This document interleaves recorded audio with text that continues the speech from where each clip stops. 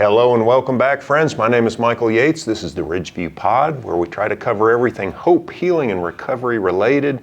As always, we appreciate you taking time to spend part of your day with us. If you haven't already, please subscribe, ring the bell so that you receive information on each pod as it is published. And if you like what we're talking about, please hit the like sign. It'll help us out. Back by popular demand, Jonathon Hash. How are you, buddy? Popular demand. Please go on, say more. Yes, yes. Or if you could see the likes in the comment section. They're all mine. It's always great to have you, and I appreciate your willingness to always be available. You know, when we're recording this, it is at the, mid to towards the end of January. And so we've come out of the holiday time. And I thought, man, it'd be kind of cool to talk about this concept of reminiscing and what kind of role it can play, not just in one's personal life, but how you may actually use it in some of the substance use programming that you guys do. Yeah. So in December, I had been contacted by the Oak Ridger, and they said, hey, would you consider writing something this time of year? And I appreciated the invitation, so I did. I wrote a column about some of the benefits of reminiscing. Mm-hmm. And I think sometimes it can get a bad rap because people think they too quickly associate reminiscing with nostalgia. Mm-hmm. Like, oh, you're living in the past. Yeah. You need to quit living in the past and live in today. And that's not exactly the benefit of reminiscing. Have you heard that before? I've not heard that. I don't agree with it. I think memories are actually a great tool to have. And if you can experience that through reminiscing, I think just time with family and friends, talking about like a funny story, or you remember the time Michael fell down the hill or something like that, and then people are like, oh, probably at the time, probably like, oh, I fell down the hill, but embarrassing. But looking back, you're like, yeah, that's kind of funny. Yeah, no, I think memories like that are a great tool, and I do use some of that with my clients. I have a session I do on grief, and people who have lost a loved one. And what that ultimately presents is a space for people to talk about that person, because I found that people do want to talk about their loved ones. And because a lot of belief comes into to death, is like, what happens after die? Is there an afterlife? And it questions a lot of that. And the harsh reality is you don't get to see that person in this world anymore. And that's very sad. But you have memories with that person. So I found normally, there's so many cliche things to say when you find someone who's experiencing that. And it's, oh, I'm sorry for your loss. They're in a better place. They're not hurting anymore. And sometimes that doesn't mean anything. Yeah. But what I found that's pretty universal is I bet you have some good memories with that person. Yeah. And so that hopefully triggers the good memories, and where they can reminisce fondly on somebody that they had a really close relationship with. I think, what you touched on was beautiful. And I think memory is sort of this platform for storytelling. And I started this opinion or guest column by sharing with folks way back in 2006. It was, it was Christmas time, and I went through this big orchestrated gift presentation to then my 8-year-old son, 6-year-old daughter, thereabouts, where I was going to be giving them, no one knew, I was going to be giving them a miniature dachshund puppy. So it was going to be our first pet. as the family was growing. And I first came in with a package of wieners, Oscar Mayer wieners. I'm like, hey, Santa Claus brought this for us. And they're like, a wiener? What's up with a wiener? And I said, oh, wait, there's something else that goes with it. And I went out and I got, I think it was a couple of kibbles, little pieces of dog food. And I said, oh, yeah, this goes with it, but I'm not sure what these things mean. And they look at it and they're like, ew, what? You're supposed to eat this? And I'm like, oh, wait. There's something else that goes with this as well. And then I came in and presented the puppy. Mm-hmm. And here I am smiling and I can feel my entire body lighting up at the memory of them shouting, "It's a miracle! It's a miracle!" So it's the only one good, decent thing I've done for my family my entire life. Lies, Michael. But it was such a signature moment that every Christmas thereafter, whenever we took the family photo, of course, Oscar, of course he was named Oscar, was in the picture. Now he has since died. Kids grew up and they've left home and we buried him a couple of years ago.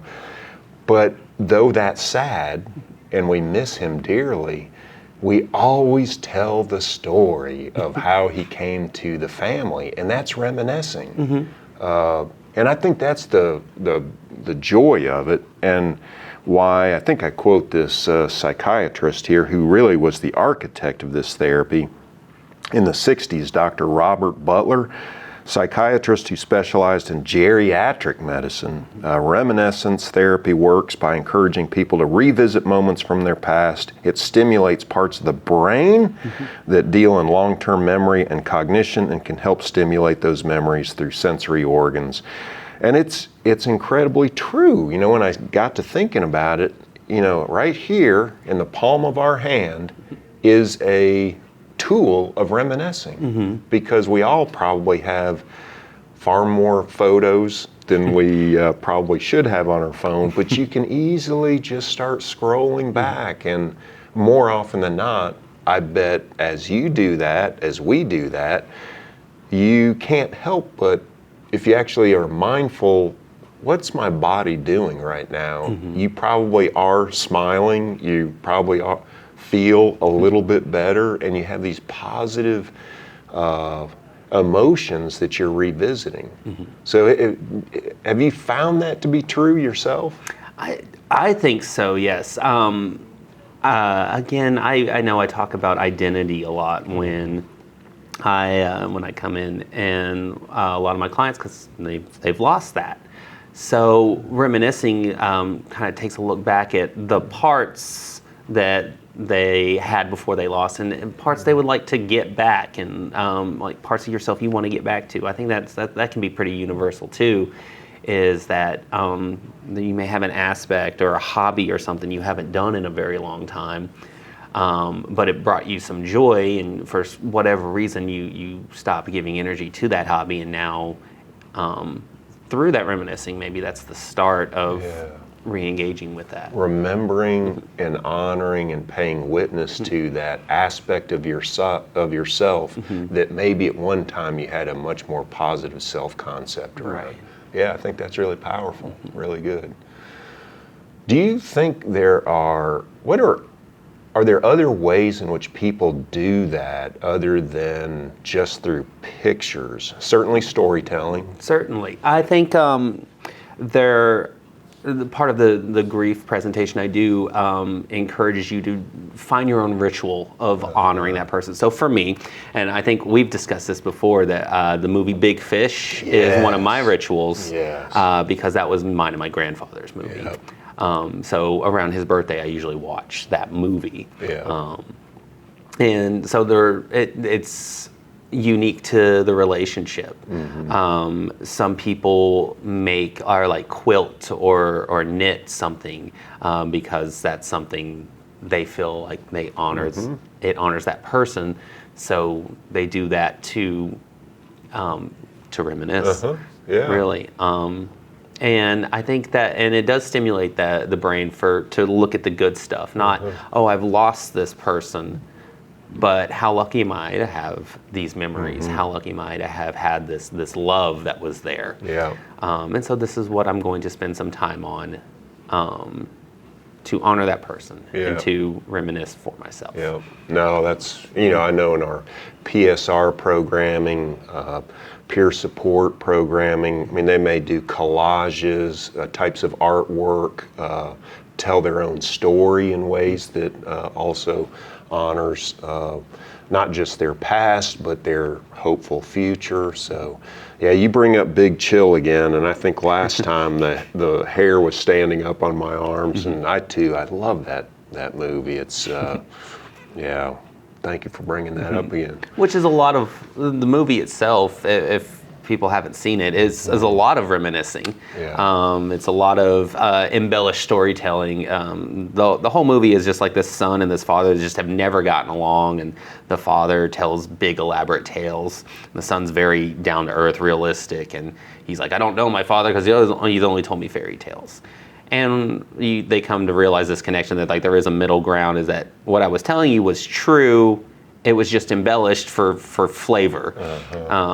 So you did. Yeah. You didn't. Yeah. And it's okay to embellish a little bit for the flair of storytelling. Yeah, my brother, who's a Presbyterian minister, he also is a big fan of that movie, in particular there at the end where the son is carrying his grandfather, and there's all these people, this crowd of people who are part of his memory and his storytelling that are there to pay witness to his rich tapestry of life that he's lived. So, yeah, it's really cool. Yeah. All right, well, what else do we need to get out there? Let's just say a quick plug about STOP. If folks are maybe thinking about, or they know someone who may be dealing with a substance use condition, need to find out if that program is could be a treatment mode for them, how would they go about that? So I am always more than happy to consult with anybody for free.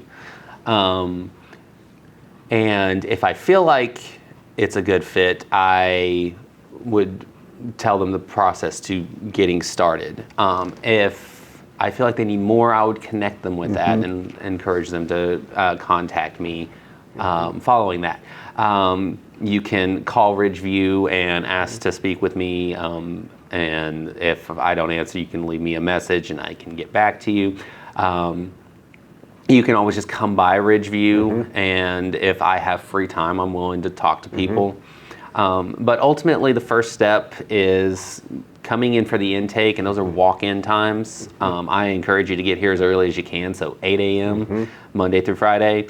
Come in and just tell them that you're looking to get some help with substance abuse, and we'll be in touch. And so we try to get in touch with people that are referred as quick as we can, and we have them come in and we just chat for a while and tell them what the program is to make sure that like they're willing to put the effort into it, you know. And it doesn't, we know it's not a quick fix, like it's not going to instantly solve your problem. So we're very sympathetic to people that are struggling. We're harm reduction. We want to first get you out of crisis and then start working you up the pyramid. So Excellent. I think you brought up a couple of really good points there, that certainly availability to talk through or consult with what they're going through, but the portal into the actual program is through the intake. That's usually about an hour. So come in, be seen by a therapist, then they can direct the to STOP, which is an acronym for Substance Use Treatment Outpatient Program. And while in that program, you can expect some psychoed group opportunities. That's about 2 hours a week. Is that right? Individual therapy and care coordination.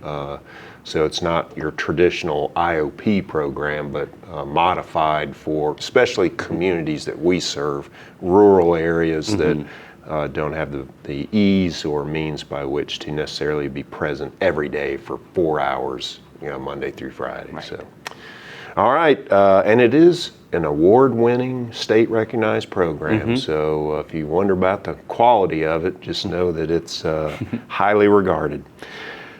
Jonathan, thank you so much. Thank you, Michael. Oh, let me see. Oh, wait, we don't have any random questions? Yes, let me see let me see here. I had to apologize to Kim, who is the guest before you, on whether or not I've asked any of these before. So if I have, you tell me, move on, next. So we always like to do a few rapid fire questions just to get to know our guests a little bit better. I enjoyed last time you hosted me. The tables were turned, and you did an excellent job. I was going to say, I'm not in charge this time. Yes, so. yes. But maybe I'll commandeer again. Oh, I look forward to it. Okay, so though we're recording in January of 24, think about this in relation to 2023. Favorite book you read in 2023? In 2023, I started Mistborn, which I only read fantasy. Okay. But it was one of the best fantasy novels I had read in a long time, and it's a Brandon Sanderson book, and he's got a million books. Okay. So, I'd say that's like his second most popular series. The Stormlight Archives is probably his most popular, All right. and then Mistborn came in right after that. Is this like a hero's journey? It's about there's this group of enslaved individuals. And they're just kind of like, they've been under rule from the same emperor for 1,000 years, and they think he's immortal and he's a god, and they're just very hopeless. And one guy is like, let's start this revolution. So it's them starting that, and through against all odds, coming out on top of the revolution. And then there's the second book in the series, which is, oh great, we won, now what? And then it's just chaos. All right. So be careful what you wish for. yeah, I guess. Well, you mentioned Mistborn, so are you a gamer? Mm-hmm. So this is several decades old. I'm probably there with you. It's okay. Have you ever played Myst? I've not played Myst. Okay. I know Myst. Yeah. I've not played it though. I think Brennan Moreau and I have delved into that, discussing that game on numerous occasions. Okay. It's the only game I've ever played, Okay. but it was, 3-4 iterations of it, and I just, I loved it. Okay. One tech gadget you cannot live without. Tech gadget. I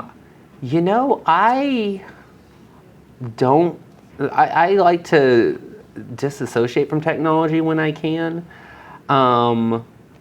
But something with music. So, I don't want to give the easy answer, my phone, but my phone is my access to my Spotify, and that's where my music comes from. So I think like a radio or something to play music is my gadget. I cannot believe nowadays. I mean, my kids marvel at the vinyl albums that I have and the CDs that I have. And they're like, you can just get all that through your phone, Dad. Just get on Apple Music or whatever. All music is free. It's great. It's like, man, when I think of how much money I've spent on all that stuff, and whew. Yeah, haven't bought a CD in 10 years now, so. Okay, and now I know this is hard to just play along for this moment. Okay. So you're not locked into this forever, but your proudest achievement to date in this moment right now. My proudest achievement. I am going to say, because I think I've talked about it before, I'm going to say my marathon. I ran a marathon. Now, I also say with that pride, I feel like it's the dumbest thing I've ever done. But I did run 26.25 miles in one day and then laid on a couch for the next 12 hours. So. Yes. And I finished in the bottom 50, and I hurt so bad. But I think That I totally get that, because there is something about when you do something that you never thought was possible, suddenly it's like, well, I did that. I can do anything. Now, it may have been the most foolish or the most painful It was, or whatever. I will never do this again without great reward on the other side. Because I finished and I'm just there and nobody's around and I'm just like, why? Why did I just do that? Well, now I get a cool little medal to be like, look. Now that we're reminiscing about it, you have this great, I see the smile on your face and the pride that comes with it. Okay, last one.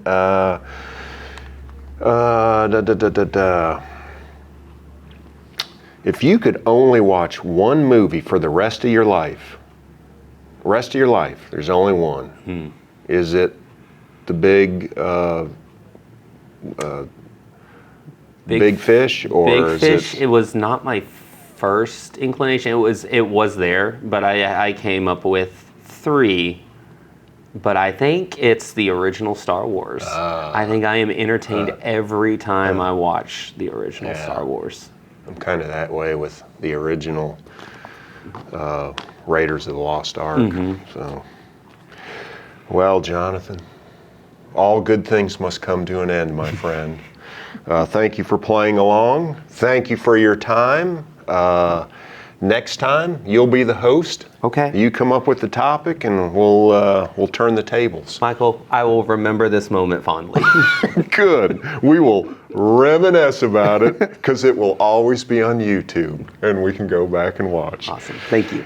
All right, thanks, folks. If you have not already, please don't forget to subscribe, like the video if you liked what we discussed, and tell your friends about it. Again, this is the Ridgeview Pod. We try to cover everything hope, healing, and recovery related, and we'll see you next time. Take good care. Bye-bye.